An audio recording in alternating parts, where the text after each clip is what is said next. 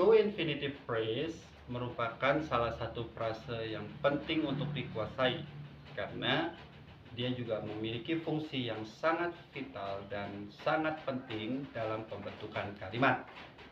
Seperti apa pemaparannya? Oke, izinkan saya dulu menyapa teman-teman di rumah. Salam KBS TV, channel belajar bahasa Inggris sederhana dan mudah. Oke, dan sebelum kita masuk ke pembahasan, ya terima kasih buat teman-teman yang sudah subscribe, like, comment, dan share video kami. Dan buat yang belum, ya kalian tahu apa yang harus dilakukan. Ya, tinggal tekan saja tombol subscribe-nya. Ya, tidak sulit. Oke guys, di pertemuan kita akan membedah to infinitive phrase, ya, dengan singkat, padat, dan insya Allah jelas. Oke, jadi apa sih itu to infinitive phrase? Kenapa nih ada yang namanya to infinitive? Padahal di kelas kata, ya, atau part of speech tidak ada itu yang namanya to infinitive. Ya, baik, to infinitive ini memang pembahasan tersendiri guys dalam grammar, dan umum dia muncul dalam pola frase. Jadi to infinitive phrase di sini adalah frase to infinitive. To infinitive ini terbentuk dari kata kerja yang kemasukan preposition to. Nah, to infinitive ini, ya, maknanya bisa seperti kata kerja atau kata benda. Ya, itu hal yang harus teman-teman pahami. Kemudian dia kedudukannya pasti singular, sama seperti gerund. Tidak ada gerund dan to infinitive yang bentuknya sebagai plural, ya, apalagi kalau dia posisinya sebagai subjek dalam kalimat. Nah, ini penting juga dicatat guys ya, agar kalimat kalian nanti tidak salah. Banyak sekali soal-soal ujian yang berkaitan dengan grammar, baik di TOEFL sekalipun, yang menguji tentang to infinitive ini, ya. Jadi silakan dilengkapi catatannya, terutama buat kalian yang mau menghadapi TOEFL, ya. Oke.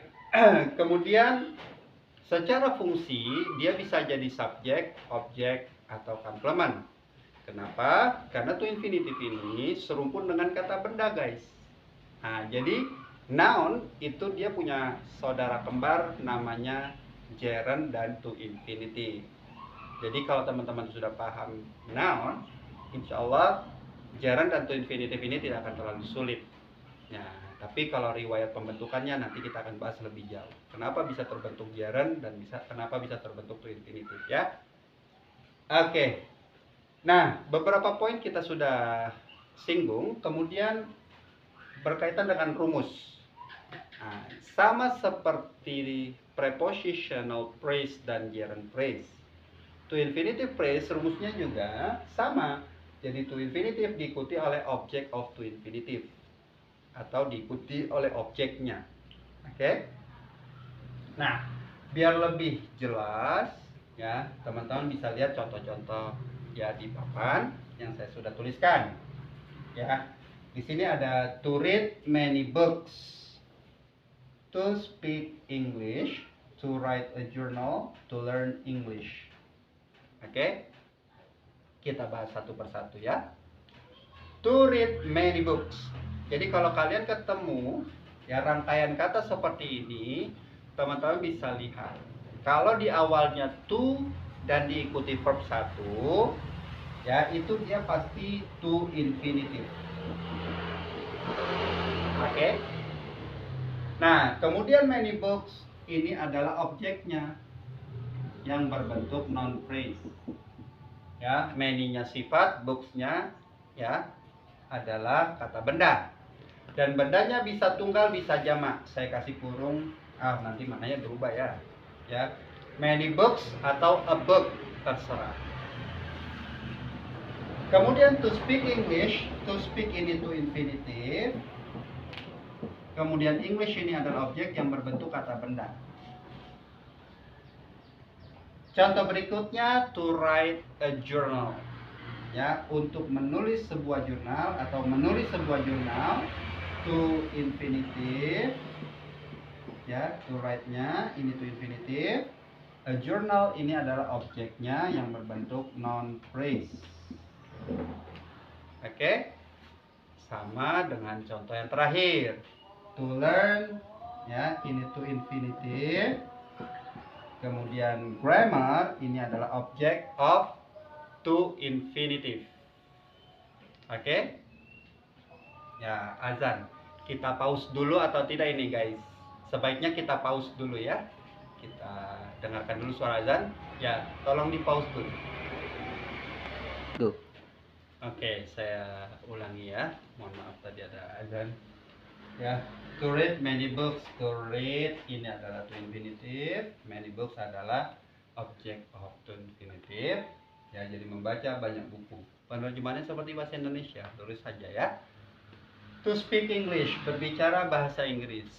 Ya, berbicara bahasa Inggris, to speak, ya, to infinitive. English adalah objek yang berbentuk kata benda. Kemudian to write a journal, to write ini adalah to infinitive, ya, menulis, ya, a journal, sebuah jurnal adalah noun phrase yang posisi sebagai objek. Dan yang terakhir to learn grammar, ya, mempelajari grammar, to learn-nya sebagai to infinitive dan grammarnya sebagai objek. Jadi ketika mereka semuanya ini menjadi satu kesatuan disebut dengan to infinitive phrase. Seperti itu, guys. Ya. Baik, buat teman-teman yang mau mendalami grammar, ya, baik private ya maupun join bersama kami, bisa langsung hubungi admin kami di kolom deskripsi ya. Nanti ya bisa kita provide secara online maupun offline. Jadi tenang aja ya. Oke, ya saya rasa cukup jelas. Kalau masih kurang bisa dipahami, ya kita bisa komunikasi lewat komen. Teman-teman langsung tulis saja di bawah ya. Oke, guys, tadi definisi sudah kita bahas, kemudian poin-poin pentingnya kita sudah sampaikan, nah kemudian apa rumus dan contohnya sudah kita bahas. Nah, dan sekarang kita akan fokuskan ke fungsi. Ya, jadi kalau teman-teman ya ingin menguasai lebih baik, kami sarankan banyak-banyaklah berlatih di rumah, buat contohnya sendiri ya. Ya, sekarang teknologi udah canggih, ya teman-teman bisa ya cari-cari juga referensi tambahannya ya, tanya Mbah Google. Nah, oke, saya akan bahas fungsi, cuman saya hapus dulu ini ya guys ya. Oke. Nah, misalkan di sini ya, saya di sini jelaskan fungsinya. Pertama jadi subjek dulu ya. Tadi kan kita udah tahu lah ya. Di sini adalah to infinitive phrase. To infinitive ketemu dengan objeknya. Oke. Nah, ini ketika bergabung menjadi to infinitive phrase. Ya. Oke. Nah, kalau dia di awal kalimat berarti sudah tentu posisinya sebagai subjek. Nah, dan ingat guys, yang namanya to infinitive phrase hukumnya selalu singular, sama seperti gerund. Jadi jangan terjebak sama objek of to infinitive-nya guys ya. Jadi persis polanya seperti gerund. Ya, jadi maka to read ya many books, misalkan take ya, atau take misalkan begini ya, much time. Membaca banyak buku membutuhkan banyak waktu. Nah, biasanya nanti di soal-soal grammar ya, apapun itu levelnya ya, tapi di level tertentu ya, di level ini ya. Oke, ini sudah masuk ke intermediate lah. Oke. Ada pertanyaan, jawabannya A atau B misalkan begitu ya. Ya teman-teman jangan ragu, jangan jangan ragu dan harus aku yakin ya, jawaban yang benar adalah text. Oke, kenapa? Karena yang menentukan kata kerja ini adalah to infinitive-nya, bukan objeknya. Jadi meskipun objeknya jamak atau tunggal tidak mempengaruhi ya atau tidak mengubah ya kedudukan to infinitive phrase yang selalu singular. Saya rasa jelas ya. Oke. Dan kemudian ya contoh sebagai objek. Ini kan sebagai subjek guys ya. Oke, sebagai objek seperti apa? Ya. Sebagai objek misalkan I want ya, I subjek, want-nya verb. To meet you. Oke. Nah, I want to meet you, to-nya to infinitive, kemudian you-nya objek. Ya. Ini ya. Ini objeknya, maka dia bersifat to infinitive, membentuk to infinitive phrase yang posisi sebagai objek.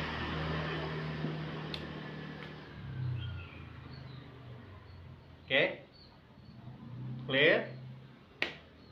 Kalau masih kurang jelas ya nanti kita diskusikan lewat komen tapi ya karena tidak ada cara lain guys ya. Oke. Karena ini one way sifatnya, one way communication ya. Jadi kita hanya bisa lewat ini. Mungkin nantilah kapan-kapan kita live streaming ya biar kita bisa berinteraksi, atau mungkin nanti kita info ke kalian ya lewat YouTube kalau kita mau webinar.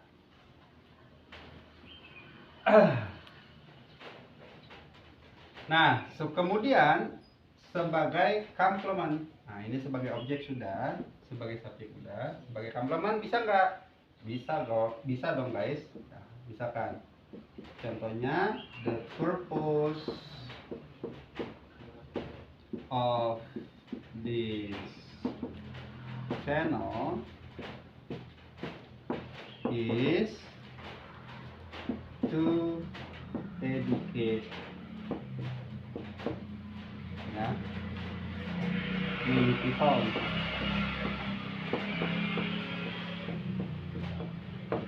Nah, tujuan channel ini adalah untuk mengedukasi banyak orang.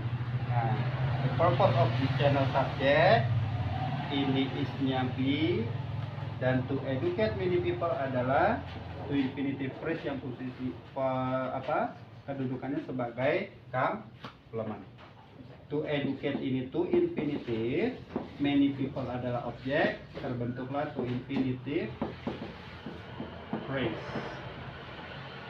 yang fungsi dan kedudukannya sebagai komplement. Jadi seperti itu guys yang namanya to infinitive phrase ya. Saya rasa cukup jelas ya. Nah, langsung saja saya simpulkan sebelum saya tutup video kita kali ini. Jadi to infinitive phrase itu adalah frasa to infinitive, kedudukannya pasti singular dan fungsinya bisa menjadi subjek, objek atau komplement dalam kalimat. Oke. Nah, kalau kalian suka video ini silahkan di-share sebanyak-banyaknya ke teman kalian ya. Dan mohon maaf jika ada hal-hal yang kurang berkenan. Saran dan masukan yang konstruktif kami tunggu selalu dari teman-teman. Kalau ada ya saran ya tentang materi yang harus kita bahas ya, teman-teman langsung saja tulis di kolom komentar. Baik, sekian dari saya ya, kurang lebihnya mohon maaf. Sekali lagi ya, salam KBS TV, channel belajar bahasa Inggris sederhana dan mudah. Assalamualaikum warahmatullahi wabarakatuh.